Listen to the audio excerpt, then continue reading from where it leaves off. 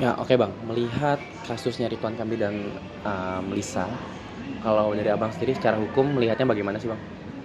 Kalau saya melihat persoalan antara saudara Lisa dan Pak Ridwan Kamil, saya lihat ini udah masuk ke dalam persoalan serius. Artinya ini udah menyentuh persoalan yang berkaitan dengan hukum positif di Indonesia. Pasti tindakan aborsi itu bertentangan dengan hukum pidana. Kemudian bertentangan juga dengan undang-undang kesehatan. Kalau misalnya benar telah menyuruh si Lisa untuk aborsi dan benar telah dilakukan tindakan aborsi, maka itu udah bisa kena secara hukum pidana, bisa ancamannya sampai 10 tahun penjara. Tapi karena berhubung ini belum dilakukan, maka pidana itu belum bisa menyentuh Pak RK. Tapi ingat, kalau misalnya benar telah terjadi aborsi, dua orang bisa kena. Orang yang melakukan aborsi, kemudian orang yang menyuruh melakukan, itu dua yang kena.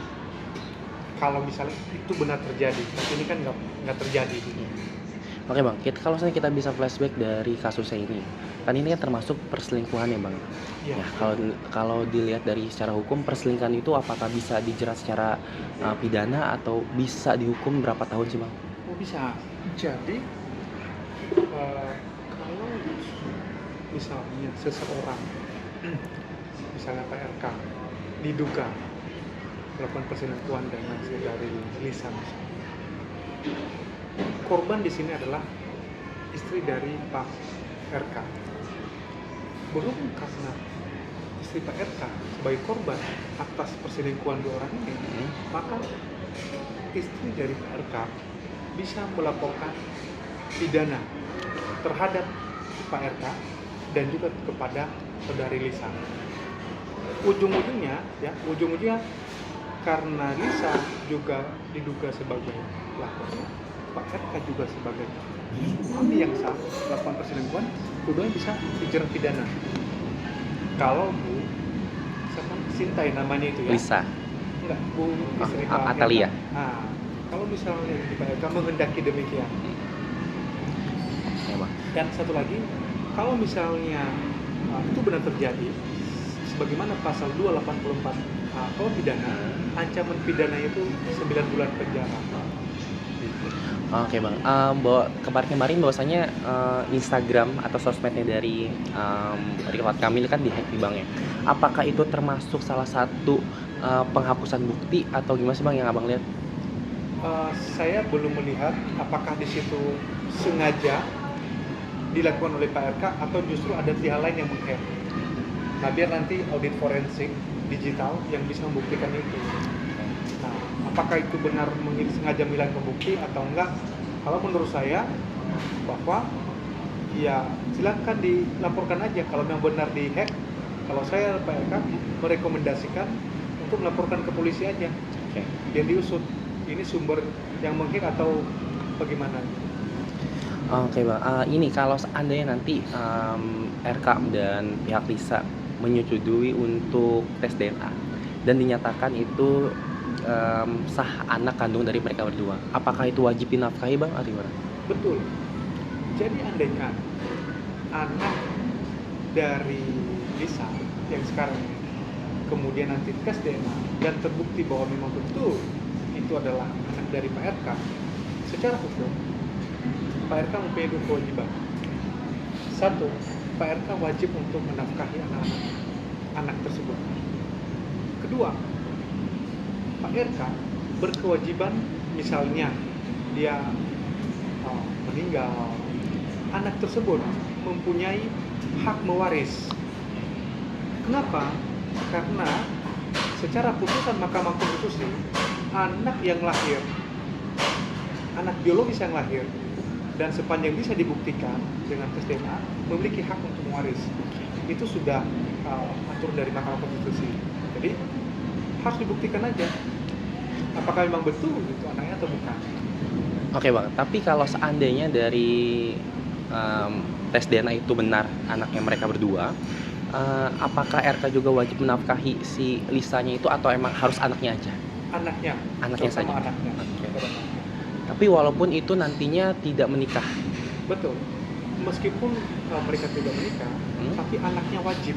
Itu hukum yang mengatur. Itu wajib untuk menafkahi anaknya dan juga memberikan hak waris terhadap anaknya. Oke Bang, ini kan dari pihak Lisa menyarankan untuk pihak RK untuk tes DNA. Ya, Tapi dari pihak RK sendiri meng-hold dulu atau mentahan untuk pengen secara hukum. Nah, kalau dari Abang sendiri untuk tes DNA secara hukum itu bagaimana sih Bang alur atau prosesnya Bang? ya. Kalau melakukan tes DNA, ada dua kemungkinan. Kedua belah pihak sepakat, ya, sepakat untuk melakukan tes DNA, itu boleh. Tapi kalau misalnya kedua belah pihak, salah satu pihak tidak sepakat, maka saya sarankan membuat laporan polisi ke polisi, biar nanti polisi yang melakukan tes DNA. Kenapa? Karena salah satu pihak sepertinya tidak segera, tidak setuju. Saya nggak tahu apa persoalannya, tapi kalau misalnya itu terjadi, tapi adalah polisi nanti yang akan melakukan tes DNA. Tapi dari Abang sendiri melihat secara hukum ada nggak sih konsekuensi kalau seandainya mereka berdua melakukan tes DNA? Betul, ada dong. Maksudnya sukarela. Kalau secara sukarela, jadi cepat selesai masalahnya. Kalau misalnya udah cepat selesai masalah, tidak berlarut-larut, ya, tinggal diputuskan aja. Kalau misalnya anak Pak RK, ujungnya kan dia harus wajib untuk memberikan nafkah. Betul. Kedua, dia punya hak waris. Udah itu aja. Tapi kalau bukan, ya udah selesai. Tapi ingat, ini kan sekarang ini kan lagi patut diduga terdapat unsur pencemaran nama baik, ya. Tapi ya nanti biarlah polisi yang membuktikannya. Kalau misalnya mereka sepakat untuk melapor. Oke Bang, kalau dilihat dari permasalahan ini kan sama-sama diam belum melaporkan satu sama lain ya Bang. Iya. Kalau dari Abang sendiri apakah menyarankan untuk saling melapor atau gimana sih Bang? Kalau saya sebagai praktisi hukum melihat dua persoalan ini antara Lisa dan juga PRK, saya melihat dalam kacamata hukum dua-duanya bisa melaporkan masing-masing pencemaran nama baik. Satu, Lisa ya bisa melaporkan PRK. Kenapa? Karena PRK mengatakan bahwa anak tersebut bukan anaknya, anak dari pihak lain. Berarti kan tercemar namanya, ya kan? Berarti seolah-olah dia melakukan tindakan di luar dari PRK. PRK juga bisa melaporkan Lisa, karena Lisa mengatakan bahwa telah melakukan hubungan itu dan punya anak dari PRK. Jadi sama-sama bisa melaporkan. Nah, justru kalau menurut saya segera dilakukan lapor polisi itu, biar terang dan terbukti siapa yang sebenarnya yang berbohong di antara kedua belah pihak ini. Kalau sekarang kan publik bertanya-tanya nih, ini yang benar siapa? Antara Lisa kah atau Pak RK kah? Kan masih nunggu jawaban dari Mabes Polri. Makanya kuncinya dalam perkara ini adalah tes DNA. Oke, mungkin dari Abang sendiri kan menyarankan untuk tes DNA nih Bang. Iya. Tapi kan dari person kemarin bahwasanya dari pihak Lisa sudah mengirimkan surat somasi nih Bang. Iya. Surat somasi ke RK. Nah, kalau seandainya dari RK tidak ada itikat baik, apakah akan melayangkan somasi kedua atau langsung membuat LP sih Bang kalau dari alur atau prosesnya Bang?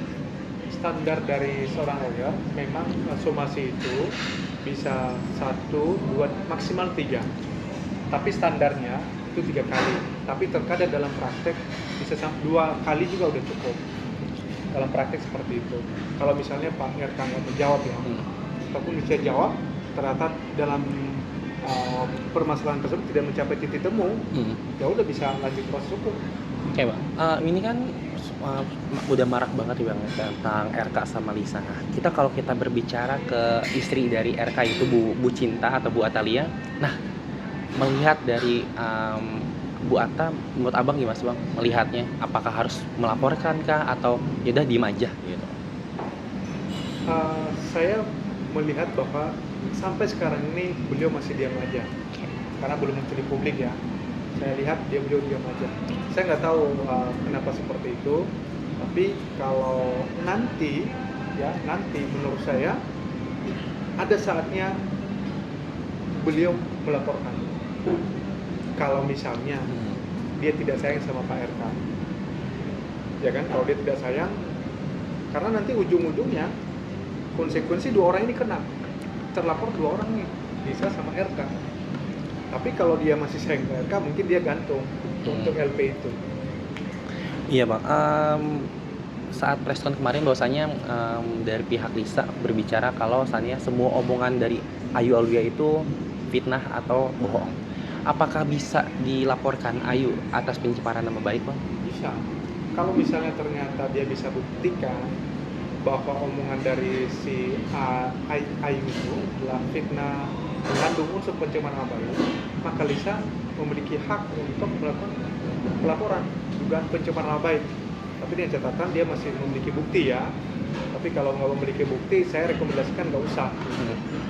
Tapi kira-kira bang kalau seandainya nanti pencemaran nama baik dan diterima oleh pihak kepolisian, hukumannya berapa tahun sih bang kalau bisa tahu?